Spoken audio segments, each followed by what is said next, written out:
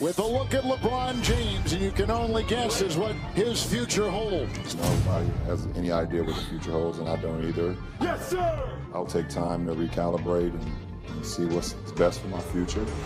At that point, everyone will know. Breaking news.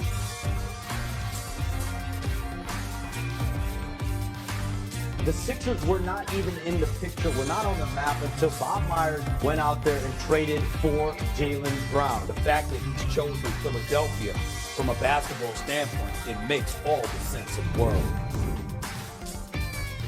King George out. 250 years later, King James in. The final decision, the final chapter in a goated career. LeBron joins the Sixers with the sole focus of hanging a championship banner in Philly, which the franchise hasn't done since 1983. In LeBron's 23 seasons, he has more finals appearances and rings than the Sixers have in 77 seasons.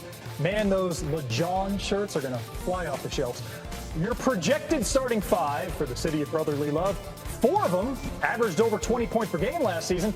Tyrese Maxey, Joel Embiid welcoming Bron and Jaylen Brown. And then, VJ Edgecombe, 3rd in Rookie of the Year voting. Before the Brown trade, Philly was 60-1 to win the NBA title per DraftKings Sportsbook. Less than a month later, the Sixers down to 9-1 to win it all, tied with the champion Knicks for 3rd shortest odds, behind only the Spurs and the Thunder. We're talking title favorites and a new member of that club, NBA reporter Om Youngmasuk, one of our favorites here on SportsCenter. LeBron announced almost a month ago, June 30th, he wasn't returning to the Lakers. And then, we got the decision coming up. It was late yesterday morning. We learn he's a Sixer.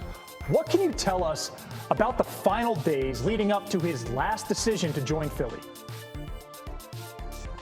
Yeah, Rich Paul, Clutch Sports CEO, detailed on his podcast with Max Kellerman Game Over that basically this was an agonizing decision for LeBron James, that he did not make a decision until 1 a.m.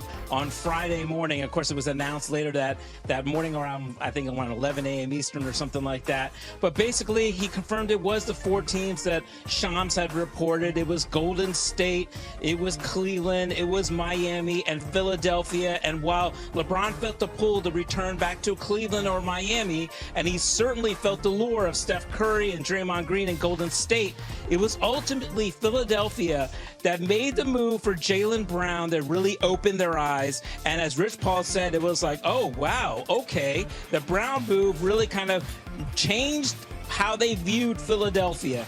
And that is what kind of got LeBron thinking about Philadelphia making this basketball decision to go after a 5th championship ring.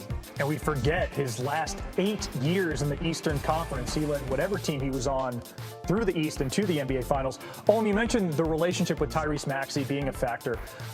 What do LeBron and his camp like so much about the on-court fit with Maxey? Yeah, so, look, if you look at some of his best success that came in Cleveland with Kyrie Irving, you could see the similarities with Tyrese Maxey, but they have an established relationship. Tyrese Maxey is also a Clutch client. They've known each other for 5 years. They've worked out together, and this is where they feel this could be a smoother transition than going to another team, because, when LeBron goes somewhere else, any other superstars on that team has to adjust and adapt to playing with LeBron James. He's like a solar system unto himself. He has his own orbit.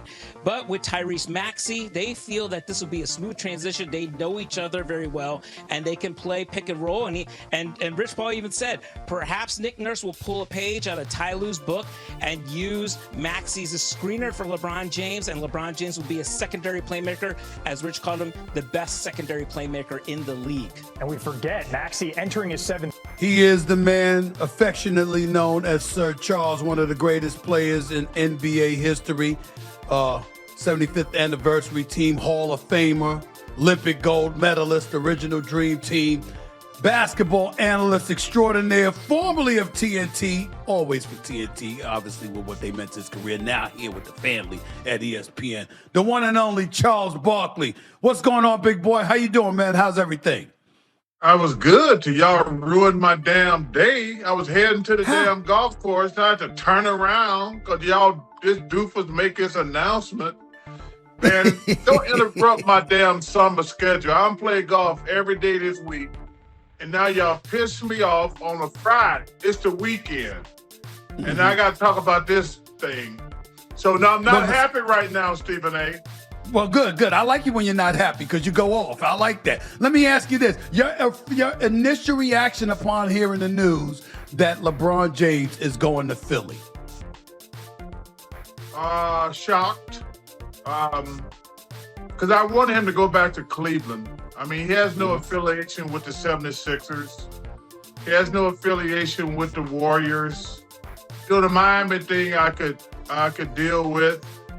I could deal with that, honestly, if he went back to Miami, but he has no affiliation to the Sixers or the Warriors. So I was just hoping I was really hoping he'd go back to this Cleveland. Why do you believe he chose Philly, and what do you think about the decision for Philly to be his choice from a basketball standpoint?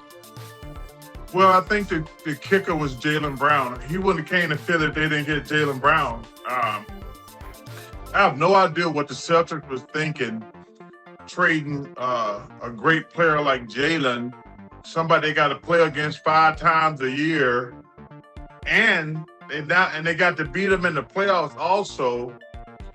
But this move here makes the Sixers the team to beat in the East.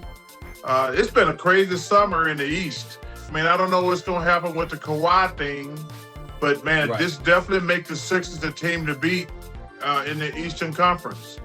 Over my Knicks? Is that what you're saying? Over the New York Knicks? Yeah, I think the Knicks, losing Mitchell Robinson is going to hurt them.